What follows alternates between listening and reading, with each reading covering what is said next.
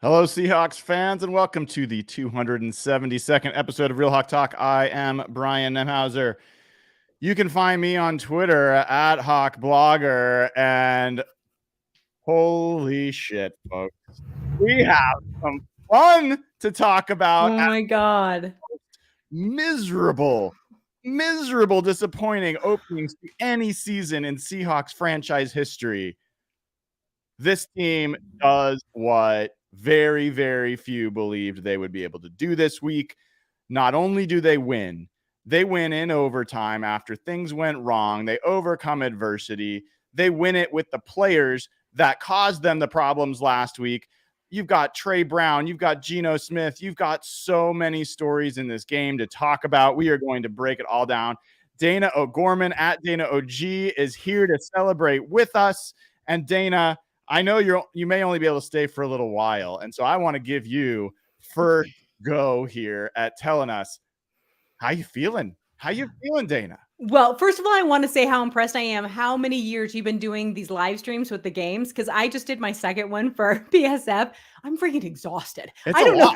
It's a lot. It's so much fun. We have such a good time over there. It's so fun to do it because the live reactions with the fans, I love it. But this game was a bit of a roller coaster, right? Like, so they looked really good, and then it was just not great, and then it was okay. But what stood out, Brian? The backup tackles. Oof. You didn't even notice them. They played so well. I was shocked how well they played. I thought for sure Adrian Hutchinson was going to have a field day and Geno was going to be running his ass off the whole game. No, I couldn't get over it. And then, you guys know me, I don't do well. I had to sit, I had to get up, I had to walk around. I screamed way too loud on the app, and I'm really sorry. I probably deafened a lot of people. But it's just like, oh my God, this might be the team that we thought they were. Holy crap. It was just so fun.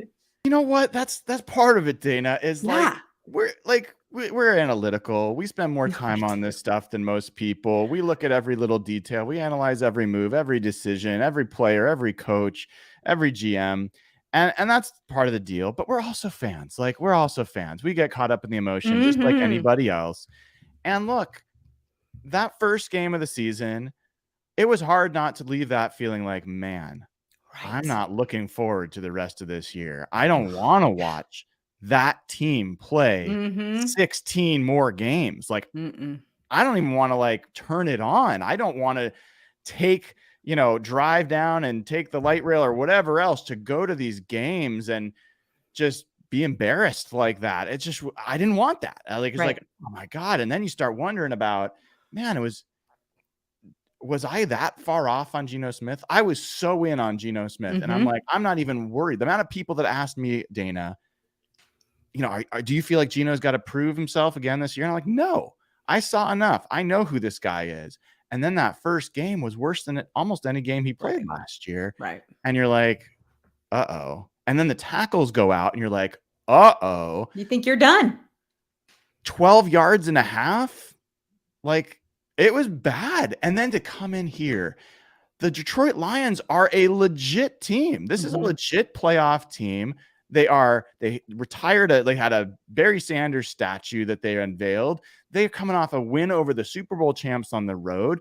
Their quarterback hasn't thrown an interception actually now he has, but they had everything going for them. And I don't take a lot of joy because I actually have all the teams to beat. I have the most empathy for Lions fans. Yeah. I know how excited they were today and how many kids and fans are going home today disappointed, but it's a Seahawks win, baby. So that was just fun. That was so fun. You talked about the tackles. You think about relative to the pass game. Who else stood out to you in this game? I thought the use of the tight ends was really good. I was impressed with that. I liked the way that they used them. Dan, who I do the live with, he was like, we need them out there more. And then he's like, there they are. They just started showing up. They're great at blocking. And the funny comment that was made, and it's so true, I kind of forget about Will Dissly sometimes. I know he's there. I know he's on the team, but looked good. He did exactly what was asked of him today. The same with Parkinson. I liked Witherspoon today. There wasn't a lot to like about the defense. They had a couple of great series and a couple of nice stops. Trey Brown, beautiful read on that ball to get the pick 6. But I liked Witherspoon. I liked what I saw out of him. And I saw that you posted, Brian, on Twitter that his, when he got taken for the, the double move, that is a rookie thing. He's going to remember that. He's not going to forget it. And we would have seen that in preseason or the first game had he played then. So I think that was really good too. But I can't get over Gino never was rattled one time. And everyone made such a big deal last week about him, going, oh my God, when Aaron Donald is running at him. First of all, I think he was, oh my Godding the offensive line, not necessarily Aaron Donald. But I would say that too, if he was coming at it. And, Aaron Donald got fined for that. So that's fine. But the thing of it is this offense played the way we thought they should. And I panicked a little when DK went to the locker room. Oof. And then Woolen, which I'm waiting. I have Bob Condata pulled up, so hopefully we'll get something on him here pretty soon. But I think that made me nervous. And then Evan Brown, I'm like, oh, here we go. We even talked about, we're like, this could be the year we're snake bit, guys. This could be the problem year. And then boom, boom, boom. They all came back. Except for Woolen. We're still waiting on that. But then Trey Brown, who I was not impressed with, stepped up. Yeah. I thought it was good. I didn't see too many things I didn't like from the offense. One or two here or there. Again, you want Kenneth Walker to go forward. Please just go forward. Just keep going straight. But the defense still has some things to fix, but they were just so much better this week. It's funny you say about Kenneth Walker. I had my first, I'm curious if you had this as well. Mm-hmm. I had my first Zach Charbonnet moment. Okay. I had my first, do I want Zach Charbonnet in on this drive in overtime or do I want Kenneth Walker in? Now, I know people are going to say that's nuts, but I really liked what I saw from Charbonnet on the drive prior, where he was in for the whole series, all the way in for the touchdown. And he was more encouraging. He was running. He took the yards that were there. He ran through tackles. He broke tackles. He was good as a receiver out of the backfield. He was not like, oh my God, we've got the next great thing. I'm not saying that, but he was what I was hoping for, which is, what you're going to get with him. And you hope that you're going to get a couple broken tackles. And if he can start building a little momentum, I thought that was good. I think that there was another piece here. Dayna, if I were to tell you before the game, if I was to tell anybody before the game that the Seahawks would have 6 quarterback hits and the Lions would have 1 in this game, I would have called you a liar. You would have never believed me. 2 sacks to 1. The only quarterback hit in this game for the Lions was Gino intentionally, essentially taking that on his worst play of the game. Like, absolute, inexcusable, terrible. We'll talk about it a little bit, but I'll stick with the good for now. But that was a Gino thing. That was not the offensive line. And so you've got one of the best offensive lines in the NFL playing at home with no crowd noise to deal with, going against the Seahawks defensive line and edge rush group that did nothing. Yeah. Yeah. And yes, they had one of their tackles out too, but I thought that was a really impressive job by the offensive line. I think that Gino was a big part of it. I think Gino was masterful back there. I think you got to start with Geno Smith in this game. I think so too. And to be honest with you, I'm not a fan of Shane Waldron's play calling as of late. There's nothing imaginative about it. I get so jealous when I watch Dan Campbell call some of these plays because I really want some more, creativity in it. But the way Geno took control of what he had, and he knew, they obviously had a great game plan going in. It's like, okay, we have these backup tackles. We have this. We saw this from them last year, or last week against the Chiefs. I think that Geno running that offense did exactly what they needed him to do. I was super impressed with, like I said just a minute ago, his calm. He didn't never look skittish. And Geno isn't a quarterback that ever truly looks skittish, but last week you saw him start to get a little skittish. None of that this week. It was a complete reset for him. I loved that. He deserves all the credit. I love it because I love Geno being our quarterback. I really do. I think he's a great person. I think He's done really amazing things on the field now for a year, and this is a guy that's easy to cheer for. And he made some amazing plays today. Plays where there were some third down conversions, Dayna. I didn't think there was a chance. Brian, do you see this comment from No, Al? is this real? Oh, Al, I need you to screen cap that. I need you to screen cap it and send it to me on Twitter. Oh my God. I need to see this. I do too. I'm looking to see if I can find anything on Twitter right now. Makes me so happy. I'm not even kidding. Is that real? Does anyone show? If anyone Al wouldn't lie. I can't imagine that Al would make a screen of this. For anyone that's listening and not watching, apparently the Seahawks are celebrating in the locker room with blue ski masks. Oh my God. Is that real? They're trying to make it. Why do we need a rivalry with the Lions? I don't know, but I'll take it at this point. Oh my God. That would be hilarious. Oh, no doubt. Brian, I'm sending this to you right now. Okay. Holy crud. I'm putting it in our chat. Okay. Oh, someone else just did too. Okay. I'm looking for it. I'll share it for folks if they're not seeing it. Evan did it. That's hilarious. Where did you put it, Dayna? Oh, no. I put it in our chat. Oh, no. Oh, no. That is hilarious. Okay. Let's do a quick screen share here. Oh, my God. That's fantastic. It's not. It's rude and it's not nice. And as a mother, I would disapprove of this. Not as a fan. Thanks, Jen. Jen sent it to me too. Love it. Oh my God. Love it. Everybody. Who is that? Which number? That is 53. 35. Oh, 35? Who's 35? Oh my God. I love it so much. I don't love it. I think it's rude. No, you do. You don't want to, but you do. I do. Oh, let's go. Yes. That's hilarious. And a couple other comments from chat. Yes, it was super chippy at the end. I kind of liked that. They looked so flat last week. Like they looked like what Brian was it? You somebody said it looked like Tyler Lockett would rather be selling real estate. I saw that somewhere. It's so true. It's like, yeah, this, I think that this game, I loved the passion. They knew what they needed to do. They knew they needed to get this win. They did. And I hate overtime games. All right. I got to go through a couple numbers here. Let's do it. Oh, by the way, the 49ers are already ahead 7-0. So yeah, there's that. But Geno Smith, 32 of 41, 328 yards, 8 yards per throw, 2 touchdowns, no picks, 1 sack, 116 passer rating. Seahawks on third down today go 5 for 11, which is perfectly acceptable. 1 for 1 on fourth down. So all in all, they're 50% on high leverage conversion situations. In the red zone today, the Seahawks go 4 for 5, 4 touchdowns in 5 opportunities. That was the difference in this game. And Dayna, by the way, this wouldn't have been an overtime game if Jason Myers could make a field goal. I made a promise to my husband as I was walking in here that I would not discuss that because I didn't think I could talk about him and not swear. And I'm trying to save Evan's feelings. But oh my God. No, don't save Evan's feelings. No one wants that.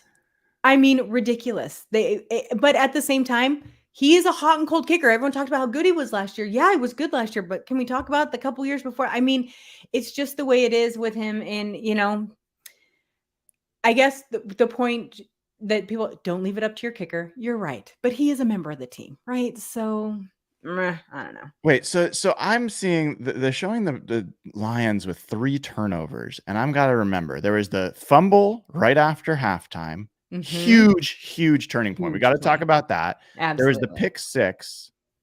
What's the other turnover that I'm forgetting? 3 turnovers. Was it one of the times they sat? I'm so bad. It says that Amon-Ra St. Brown had a fumble as well. Trying to remember that.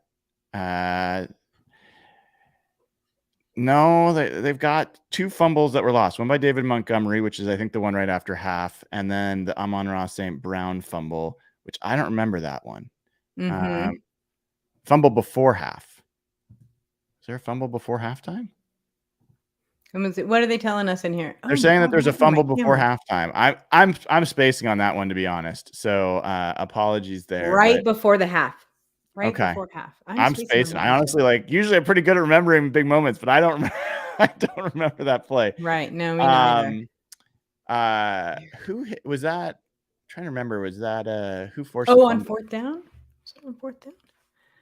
So who forced the fumble? That was Jaron Reed. I see. Someone's saying maybe it happened. Huh, interesting. Okay, in any event. So doesn't matter, right? But let's talk about the play coming out of halftime. This was a big deal where the Seahawks had they were down. They only had 7 points in the first half, Dayna. So like they had missed 2 field goals. It was really kind of felt like another half of missed opportunities. The Lions were up 14-7. And that felt like a deep hole, didn't it? 14-7 felt like a deep hole right then. Well, it did because the Lions were getting the ball back at the end to start the half. Jason Myers had missed a field goal, like his second. And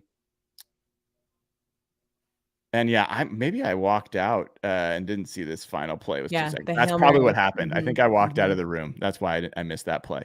So this is the Hail Mary play. Anyway, so then the very first play of the second half, David Montgomery gets absolutely slammed by Uchenna Nwosu, who, by the way, shame on Fox broadcasters Greg Olson, and I can't remember even what the other guy's name is, who were joking about the fact that they couldn't pronounce Nwosu's name. That was rude. Like, you managed to pronounce, and honestly, I can't, so I'm not going to try. Offensive lineman for the Lions who went down.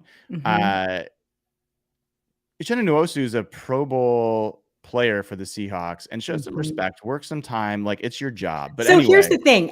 For those of you who maybe don't get, because I remember Pro Football Writers, they send out a pronunciation guide every year of every player in the league, and it's phonetically spelled out. And you can have that there, and I printed it, and we have it. And so it's like, no, you know exactly how to say that name. You shouldn't bother to look it up. It's rude. Yeah. Sorry. Anyway. It was not a good look, but what was a good look was him forcing that fumble, Jaron Reed recovering it, and the Seahawks going 2 plays, one to Colby Parkinson for 20, and then Kenneth Walker in for a touchdown. And all of a sudden, Dayna, it's a new ball game. Yeah. And it felt different. Yeah. It felt different because coming into that half, we were talking, it's like, okay, so if they go get a touchdown and then it's 21-7 and, we're already like talking about how to dig out of a hole, and it was boom. And that is the beauty of football. So many people write games off way too early but it takes one play, right? That's all it takes. And then to Trey Brown to run it in. One play gets you right back in there. And what I liked coming out of the second half is there was an urgency from the defense. There seemed to be, I hate to say a spark because that's the wrong word, but just a sense of urgency that, again, we talk about the talent level of this defense, Brian. We know that there's not a ton of like high echelon, players, but there just was this urgency. But the minute they do make a play like that, and then you go and you get points off of it, it just changes everything about it instantly. And that is what I expected to see in the first game. I kept waiting. When is it coming? When is it coming? Didn't happen. Happened in this game. Well, and here's the thing, Dayna. I was talking to my friends who were watching it, and we were like, if the Lions score a touchdown on this first possession, this game's over. It's over. Not only did they not score, but the Seahawks tied it. And good thing, because the Lions did score a touchdown on their next possession after that to go up 20-14. There was a pretty nifty play. Like, I respect the way Dan Campbell called this game as aggressive as he was on fourth down. I was really upset with Pete Carroll early on with some of his decisions.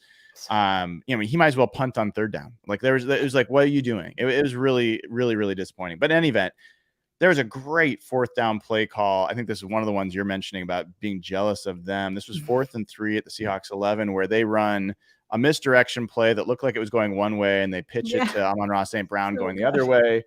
That was a very hard play to defend. And it was a great call. It was a great call. A really well designed play. They get the first down there.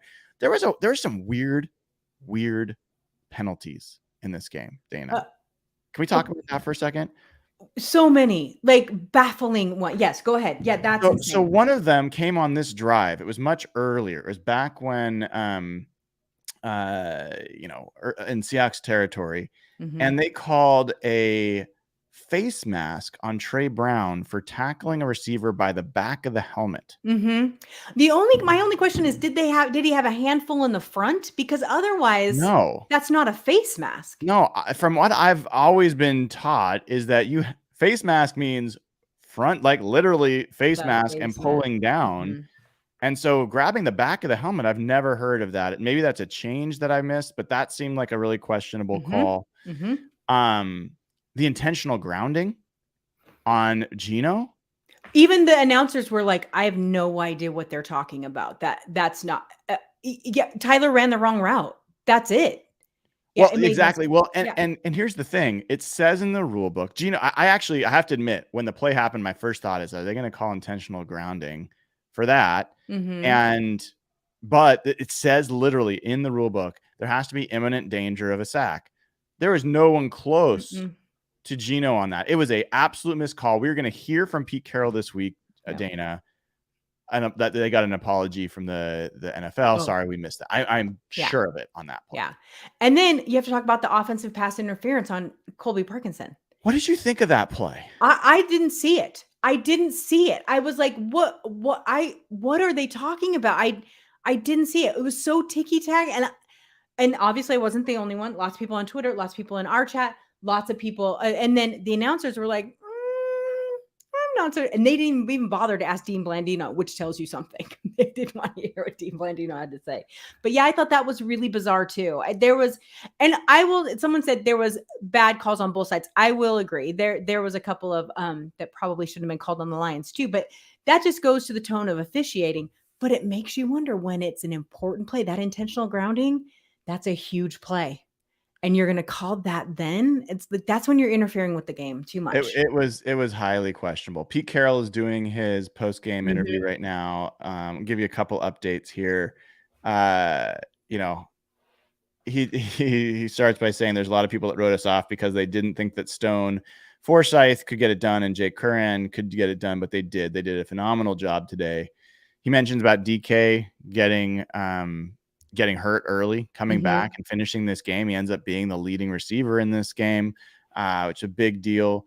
And we'll talk more about that. Classic Pete. We were ready to show we can play anybody, anywhere, anytime. So Pete's back to big swinging dick Pete, like cock of the rock. How pissed he was on the sideline during that intentional. I thought his head was going to explode. It was for so good reason. You're like your absolute reputation and your team. He doesn't care about his reputation, but like his team's reputation is on the line and they're battling. And to have that call was just absolutely trash. He does admit we needed this win badly. They did. And he says, we know what happened last week, Dayna. Yeah. So, yeah. They got caught up in their own shit. News. Carroll said that Reek Woolen hurt his shoulder a little bit. He'll be okay. We will figure it out. So they're going to baby step him for a minute. But you know what? Trey Brown, hello, kid. You walked right into that spot. So let's talk about Trey Brown's day. This was big because, as you said, Reek was hurt. And how did you, Trey had it, some moments both ways, but what was your take? When they said Trey Brown was in, I was like, oh, no. I was not thrilled. It was not thrilled. But I think he had a little something to prove too, because they let Woolen go right in there Witherspoon go right in there, and he wants to have a place on this team. And I will tell you that one of them needs to be across the middle because they were still gutting us across the middle there. But I thought that he did okay. I'm not trying to be a Debbie Downer because that's just not who I am. I think he could play better, but I think he played way better than I thought he would. Does that make sense? Yeah, it does. I've been a very big proponent of Trey Brown. I really, really liked what I saw from him as a rookie. I think that he showed some good things in the preseason that made me feel like he's back. I think that it's easy to lose confidence and that corner spot, get beat and not come back. For him to get that pick six today, Dayna. Oh my God. That was huge. That's my favorite play. I would say, as much as that was great, his best play of the game was later when he came over and knocked down a pass downfield from Goff That was a beautiful, Yep. beautiful pass defense. Yep. So yeah, he was not perfect today. I think he gave up a touchdown and whatever, but there was things to build on for Trey Brown today, and that was great. On the flip side, Kobe Bryant and Julian Love, man. Julian Love had one or two decent plays, but his tackling was horrific. The tackling in general on the defense was not good most of the game. Let's just be honest about that. But Julian Love and Kobe Bryant, their hands were coated in butter. They couldn't hold on to anybody for the life of them. And I don't know if they were just in a bad position. I don't know what it was, but they need to spend some time with the tackling coaches because it was awful. There were so many plays where they had the Lions behind the first down marker and they just let them slip through their fingers. It was infuriating to me. Yeah. Well, this is one of the situations where tackles are very misleading. Julian Love leads the team with 13 tackles. I would have never guessed that today. Never. Well, but they're not good. That's the fact that he's getting beat and he's tackling the guy after he's been beat. Fair. So, how many of his tackles were close to the line of scrimmage? Probably almost none. Not a great game for him. But like back to Trey Brown, he ends up with not only 2 passes defense, but he also has the pick 6 and he has a sack. So, that's right. Oh my God. Can we talk about that boneheaded play from Darrell Taylor? Oof. Goes in. I know that Goff looked like he had the ball still, but come on. That was so bad. It looked pretty bad. I admit it. I don't understand them calling it roughing the passer. I think it has to be a passing play for that. I can understand personal foul, like unnecessary roughness or something like that. But I'm going to assume best intention here that, Goff was holding it up against his chest. He had his hands like this. Yeah. And his back was to Taylor. If Taylor somehow didn't see, then I think it's unfortunate, but I don't think it's dirty. It looked dirty. I don't think it was dirty either. It was boneheaded to me. Yeah. It's like, it was just a boneheaded play. It was what I would call a tunnel vision play. His eyes were only on the quarterback, paid no attention to what else was going on the field. And I don't know. It's like, come on. And you saw Bobby chewing his ass afterwards and then patted him on the head because he likes his fight. Well, let's talk about Bobby, right? Like, yeah. I have to admit, Dayna, and I know you're the perfect person to talk to about this. When I heard about Bobby gathering the team before one of the practices this week and yelling at them, cursing them out, telling them to get right, I'm like, I'm happy you're doing it, Bobby, but that doesn't matter for this team. Like, it's not going to be the difference. Really? No, for me, that's like, you're going into literally a lion's den, and I think it's going to be more about whether you can play well than whether your mind's right. I thought Bobby had a big impact on this game, not just with his play, but his leadership. I think so too. And I think that did matter because, like we have mentioned, the team looked so lackadaisical in that first game. Like they were like, well, shit, we lost to the Rams. We're kind of used to that, whatever it may be. Right. Yep. And so I think that they needed that.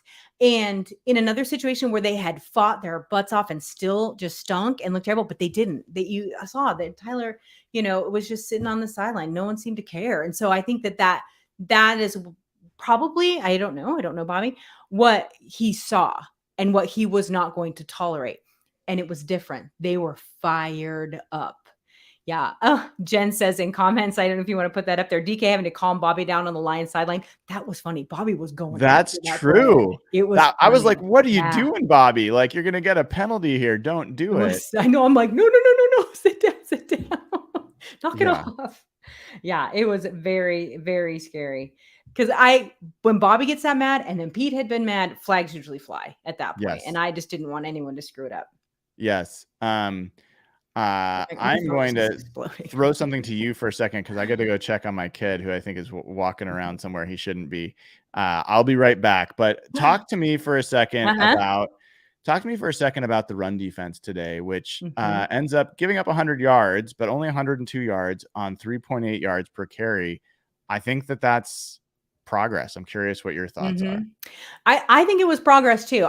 What I saw last week, I was very happy with. I liked what I saw coming out of the run defense, but then in my mind, it was at the cost of them doing anything in mid-level throws and in secondary. They were so focused, I thought, on the run that they didn't then they weren't focusing any personnel on those, crossing routes and that sort of thing. So I think that was huge. So what I saw this time is the run defense still good, but they did manage to figure out a little bit more of that protection against the run. Those crossing routes and some of that midfield stuff that they just left wide open to run all day long. So I liked the fact that they still had a decent run defense, which it wasn't as good as last week, but a decent run defense. But they managed to get that balance a little better. At least it was improved to my eyes. I haven't looked at the stats yet, but it looked I agree. I like this was night and day difference run defense for me with this team for last year. This is 2 weeks in a row. Yep. And now they went against a very good offensive line this week, a power offensive line. I'm going to pull up really quickly just to double check. But I mean, this Lions team is solid in running the ball, has 2 good running backs. Now, they did lose somebody. They lost David Montgomery partway through. Yeah. But that sucks for them. He's a good kid. Yeah. Jahmyr Gibbs is everybody's, cat's meow. Everyone's talking about how he has to get more touches, and they absolutely held him down in this game. He had 7 carries for 17 yards, 2.4 yards a carry. There weren't the explosive plays. People have forgotten so fast, Dayna. They have forgotten so fast how bad last year. It wasn't about giving up 100 yards. Dayna, they gave up 140 plus yards on the ground in 11 of their 17 games. It was so bad. It was so bad. Yeah. So this was way better. Bobby, I give him a ton of credit. He and Jordan Brooks, the difference between those two and Jordan Brooks and Cody Barton last year. I mean, Cody Barton. Let's not. I could just talk about that, Dayna. The people I love the people that are Cody Barton fans still, but the people trying to tell me that he was good and he had like the worst PFF grade of any player on the Commanders defense is like, yeah, okay. Let's talk about Mr.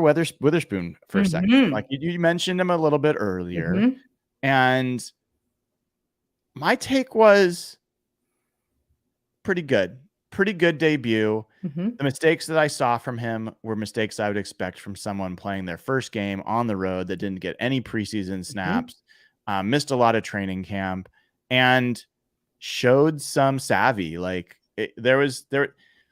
I thought he played a better game than what we saw from Trey Brown or Mike Jackson last week. Oh, I think so too. And I think I've told you, I know I've told other people that I wasn't as hyped for the Witherspoon, premiere as everyone else was. And that was mostly because I hadn't seen him play. I went after they drafted him and watched some of his stuff. I'm not a huge college football watcher unless it's my Montana State. But other than that, I don't watch a ton of college ball. Trying this year. But I think, so I wasn't as hyped as everyone else. So I wasn't sure what we would get. And then I saw a couple of plays in. I'm like, oh, I get it. I get why he was picked so high. I get it now. And I had faith that he was good. I mean, everyone said how fantastic he was going to be. But I think you're right. What we saw were a couple of mistakes that would have been fixed in the midseason, right? In the preseason. And then, shaking that out a little bit more. But if he played this well the first time he set foot on an NFL field, the game wasn't too fast for him. He understood what he was looking at. He got it. Oh my gosh, the sky is the limit with this kid right now, as long as he can stay healthy. I'm saying it right now, Dayna. Oh. He's getting his first pick next week against Bryce Young at home. Absolutely. It's happening. Yeah. I'm calling it right now. And here's the other thing, Dayna. You are the perfect person to talk with this about as well. Tell me that Jamal Adams won't be a big upgrade over if Julian Love is now taking a seat. And I was dead wrong because I really thought Julian Love was going to come in and be a huge upgrade, coverage, just be a solid player. But he has been pretty disastrous so far. Yeah. I think Jamal Adams in this game, I think would have been big. And if you had Julian Love as your third safety, Kobe Bryant then is not getting as much time. Like, I think the less snaps for Kobe Bryant, the less snaps for Julian Love, and the more snaps for a guy like Jamal Adams, who is a good tackler. Yes. I'm there for it. I can't wait. Yeah. I can't wait. And it's a domino effect, right? The more talent you have at the top, then you filter out the not so talented at the bottom. And I think that that what's going to happen is that those middle throws across the middle, those crossing routes, those are something that Jamal Adams thrives on, or at least he did, and the way they were using him. And I think that we'll see him so much more there, but he's going to make everyone in the secondary better, because I do truly believe that one of the reasons why the Legion of Boom was so good, so many of those secondaries are good, is because A, they already know what their teammates are going to do, and B, they don't feel like they have to babysit players. Like, is he going to miss that tackle? Is he not? And I think that's where Quandre gets into some of the, and that's not me defending Quandre. He can definitely play better. Again, second game of the year. But if you get someone in there who he doesn't feel like he has to babysit, I think that will be a huge, huge step up for everyone, because what you saw in those really good defenses is they already know someone has it covered and they're not constantly looking over their shoulder. I agree. A different real quick breakout topic. Dayna, the New York Giants. Disastrous. It is now 54-0 over their first 2 weeks of the season. They lost 40-0 last week. It is now 14-0, the Arizona Cardinals over the New York Football Giants. The Cardinals. That is, can you imagine if that holds up? I'm flying to New York tomorrow for work. The conversations. You need to listen to some sports radio. It's going to be rough. Wow. Holy cow. Yes. And for people interested, the 49ers and Rams game is 10-3 San Francisco. The Rams do have the ball right around midfield. So they're making it interesting. We'll see. We'll get to that soon. I really need the Rams to play well so that I don't feel as bad about last week. You know what? We've already got that with the way the Seahawks played this week. I'm good. I think we both just say, like, last week was the Seahawks laying an egg. There's no way the Seahawks can be as bad as they were last week and as good as they were this week. Like, those two things aren't possible. Mm-hmm. So generally my logic is, when you show the good against a good opponent, then I take the bad against a mediocre opponent, and I just assume you didn't bring it that week. Like, it's a division game. Division games are so 50-50 half the time anyway. I really believe that. Division games are just at a different level. Most people understand that.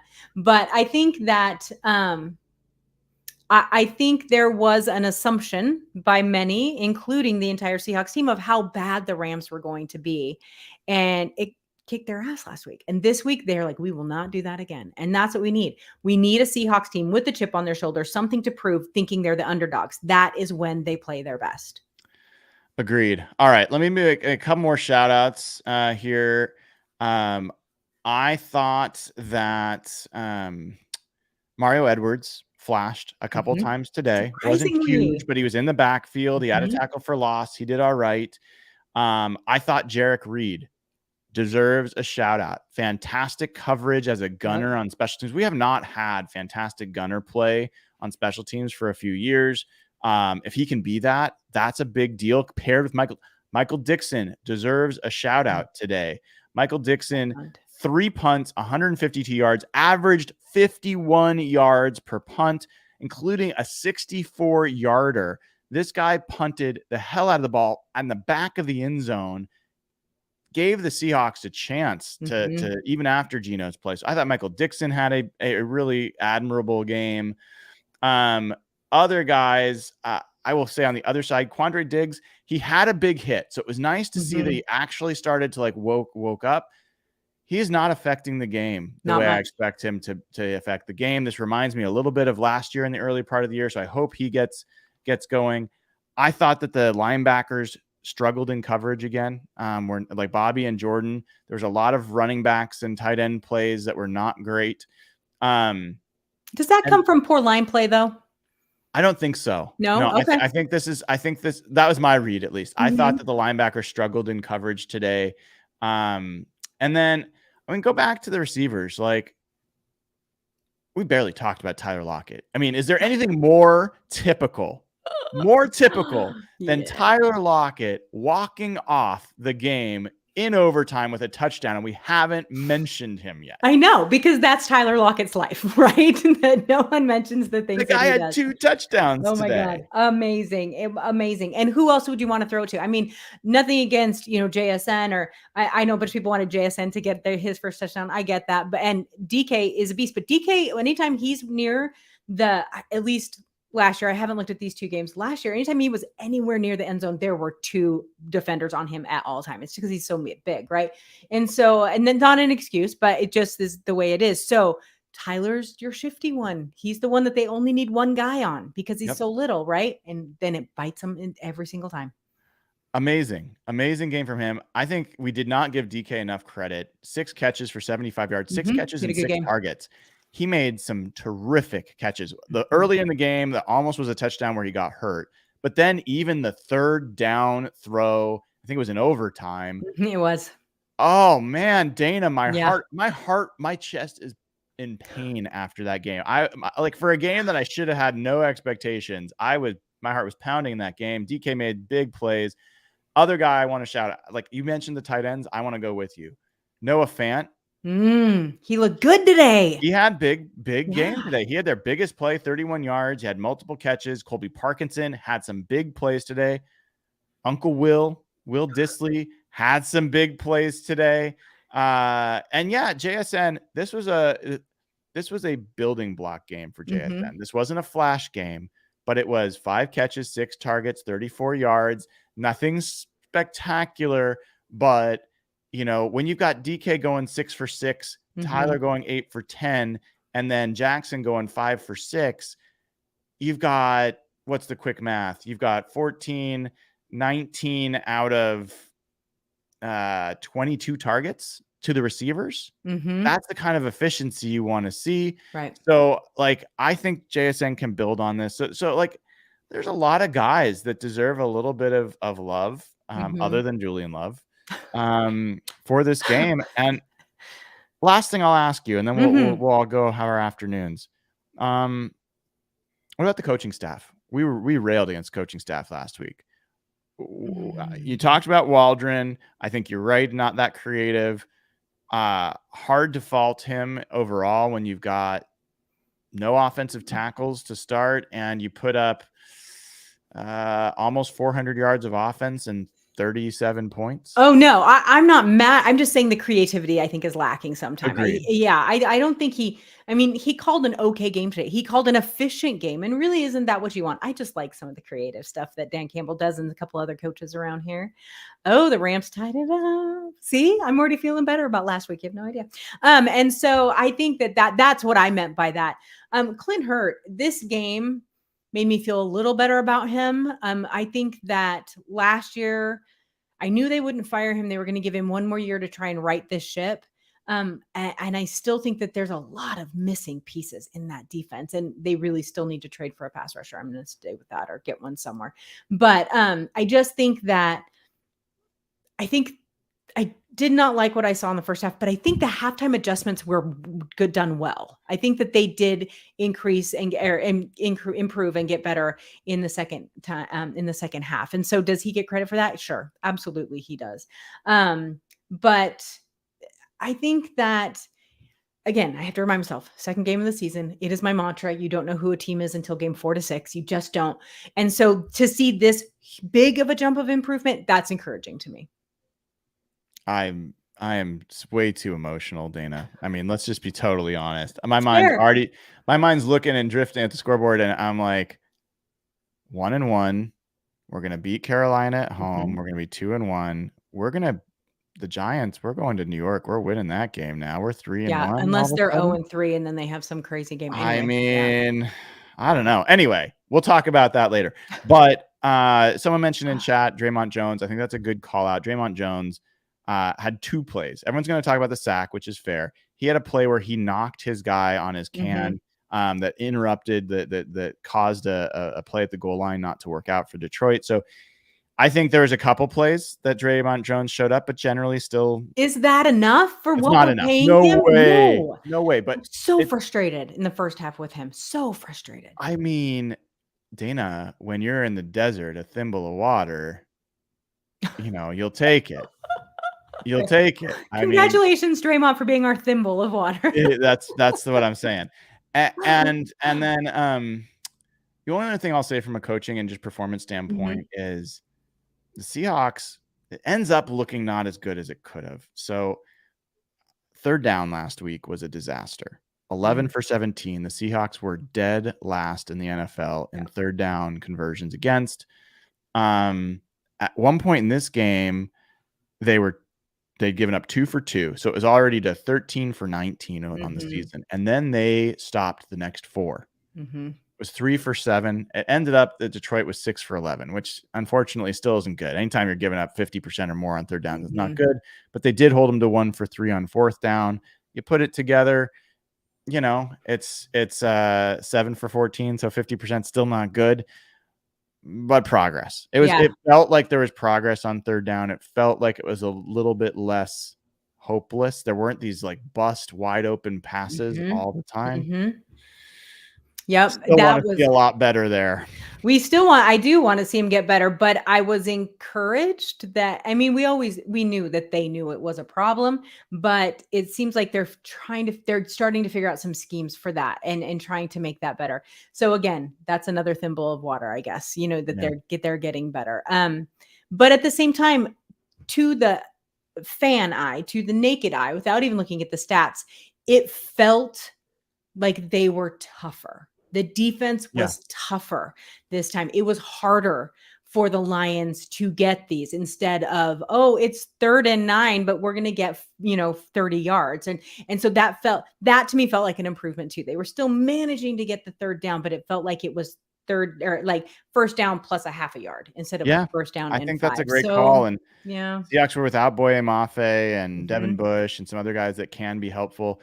I thought Cam Young, he came in for just a few snaps and he had a tackle for loss. I think I thought he showed up. So maybe he'll get a few snaps.